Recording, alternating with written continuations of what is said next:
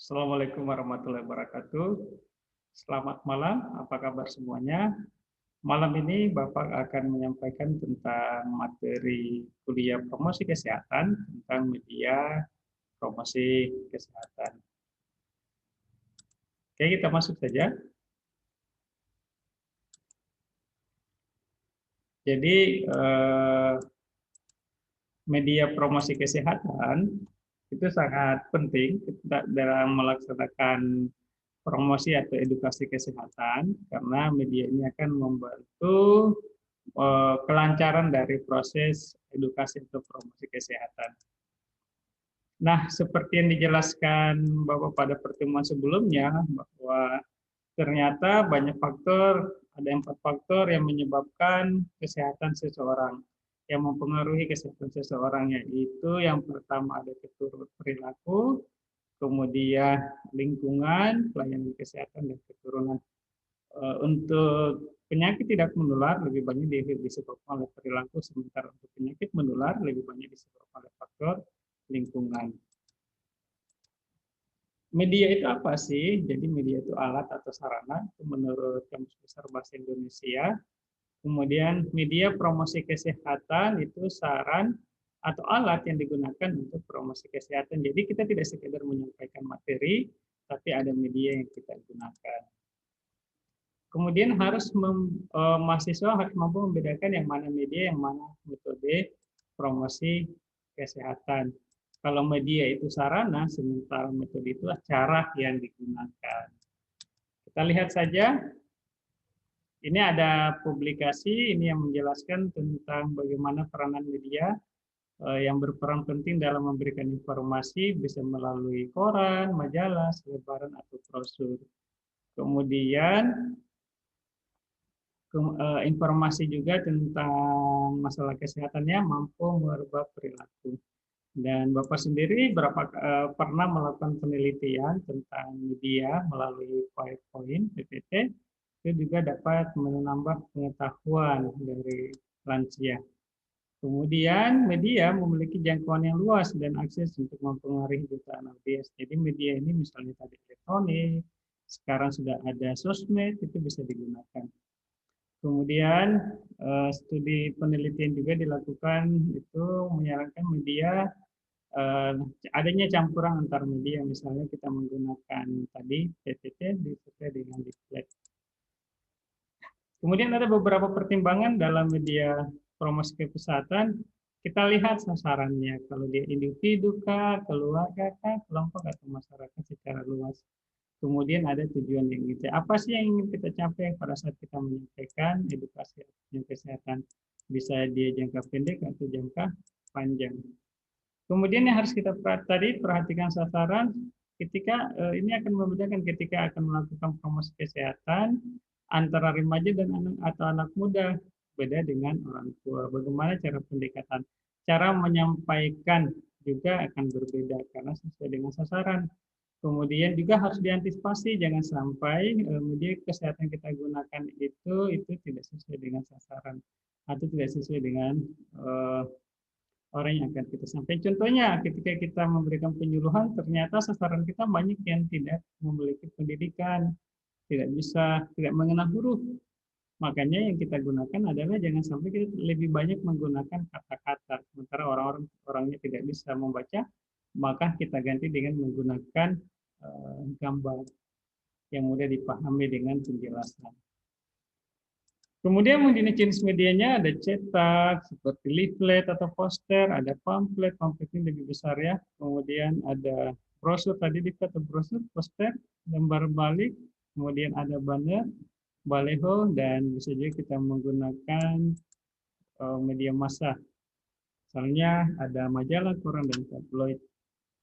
Visual bisa radio, televisi, Videotron ini yang TV besar yang biasa banyak di jalan-jalan. Sekarang lebih ngetren Facebook atau IG, YouTube, Twitter. Sekarang sudah ada TikTok.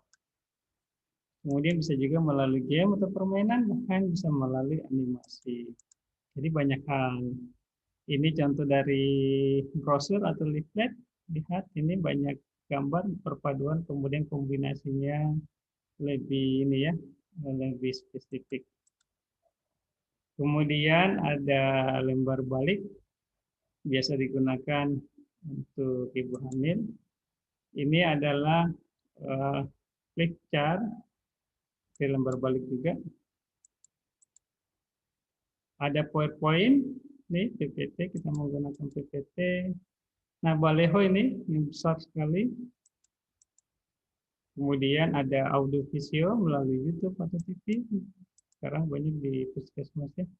Kemudian bisa melalui sosmed, ini Twitter, kemudian juga ada TikTok, IG juga ada. Nah, ini beberapa media yang kita gunakan ya, banyak sekali dari yang direkomendasikan oleh Kementerian Kesehatan. Nah, itu saja materi media yang kita gunakan hari ini. Jadi media ini ada kelebihan dan kekurangannya. Sisa bagaimana tadi tergantung dari dua hal, yaitu sasarannya, kemudian juga tergantung dari eh, sasaran dan tujuan yang ingin disampaikan. Itu kemudian nanti berikutnya Bapak akan share tentang di salah satu manfaat dari media yang telah Bapak lakukan ya. Oke, kita lanjut. Di sini Bapak akan share tentang pengalaman Bapak melakukan menggunakan media PowerPoint terhadap lansia untuk meningkatkan pengetahuan lansia. Jadi ini artikel penelitian, jadi Bapak menggunakan media PowerPoint, yaitu tujuannya itu adalah, ini kelebihan dari PowerPoint itu kita bisa menampilkan gambar, kemudian juga disertai dengan audio visual. Jadi dia bisa, sebenarnya bisa mewakili atau memasukkan beberapa media yang ada. Jadi misalnya terutama hal gambar dan foto ya. Kemudian media yang Bapak gunakan itu PowerPoint tadi, karena kelebihannya tadi banyak. Salah satunya tadi bisa menampung beberapa media. Kemudian setelah diberikan penyuluhan dengan media PowerPoint ini, ternyata pengetahuan lansia tentang kesehatan itu meningkat. Jadi ini salah satu media yang bisa Bapak gunakan. Sudah Bapak gunakan. Nanti ini tidak ada link evaluasi, nanti sistemnya akan menghadap.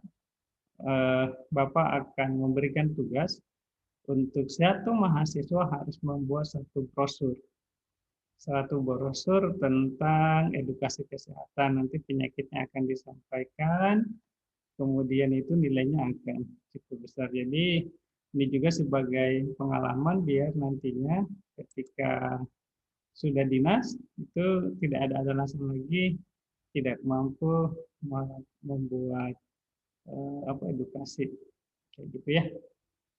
Oke, banyak hal yang perlu dipelajari lagi di media sini. Silakan. Kemudian juga nanti apakah di tugas berikutnya nanti bisa menggunakan sosmed, apakah melalui Instagram atau melalui TikTok untuk melakukan penyuluhan kesehatan atau edukasi. Oke, itu saja yang Bapak sampaikan. Jadi perlu diingat bahwa media ini adalah sarana menyampaikan informasi kesehatan kepada masyarakat. Jadi tergantung apa tujuannya. Kalau cuma 1-2 orang kita bisa menggunakan leaflet. Kemudian kalau untuk kapasitas yang orang lebih luas bisa kita menggunakan baleho. Kemudian kalau untuk di ruang-ruang tertentu bisa kita menggunakan banner, kemudian atau poster. Seperti itu, intinya media itu harus dikemas secara menarik. Demikian, assalamualaikum warahmatullahi wabarakatuh dan selamat malam.